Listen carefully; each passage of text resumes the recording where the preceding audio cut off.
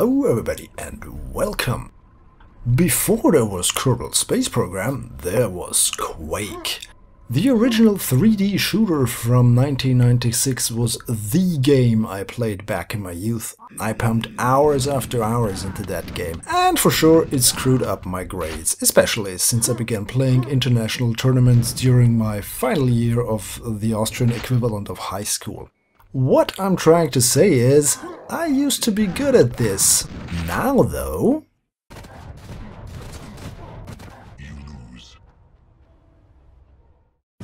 Yeah, this is me trying out the new Quake Champions for the first time. It didn't go so well. But before we get back to the new game, let me talk a bit about the old one. The original Quake was revolutionary since it was the first shooter game that used 3D not only for the environment but also for character models, weapons and the like. One of Quake's strong points was the speed of the game. You had to be on your toes all the time, mouse sensitivity turned up to insane levels and just race through the map, memorizing spawn points and teleport locations. Oh, those telefrags.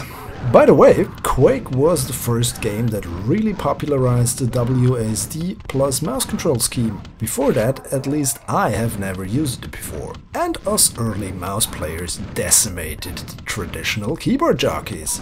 Now, Quake Champions is in early access and I thought, yeah, this could be fun. Turns out close to 20 years of inactivity in the FPS scene made me rusty. A lot. I could now spout excuses like, oh, I don't know the maps, but yeah, it's mainly suckage due to me not playing those kind of games seriously anymore. But let's talk about the game itself.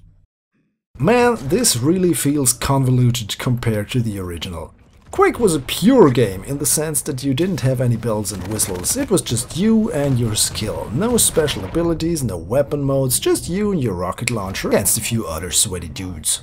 And this still holds true to a large degree for Quake Champions. Yes, rocket jumps still work. That was literally the first thing I tried out when getting a rocket launcher. But you have different stats for every character, which are called champions now, and they have a special ability each. Me being a fan of Max, I tried this robot dude and he has some sort of shield. Not that it did me any good though. So far I'm not really a fan of these special abilities, to be honest. Of course, as a lot of games nowadays, Quake Champions is set up for microtransactions. Basically, you will be able to buy loot boxes which give you new hats, add-ons and other ornamental stuff for your champion. I am usually not a fan of these microtransactions, but since the game itself will be free, just like Quake Live a few years ago, I think this way of financing the game is okay.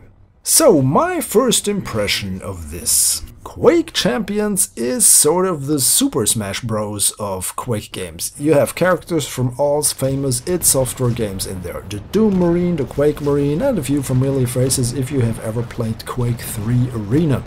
For me, it is not the pure game that once was Quake, and I have to say probably no game will ever give me that thrill that the original gave me when I was an impressionable teenager back in the day. I am still going to play it for a while. Not really fond of being dead last in a Quake game. Time to try again! Thanks for watching. Goodbye.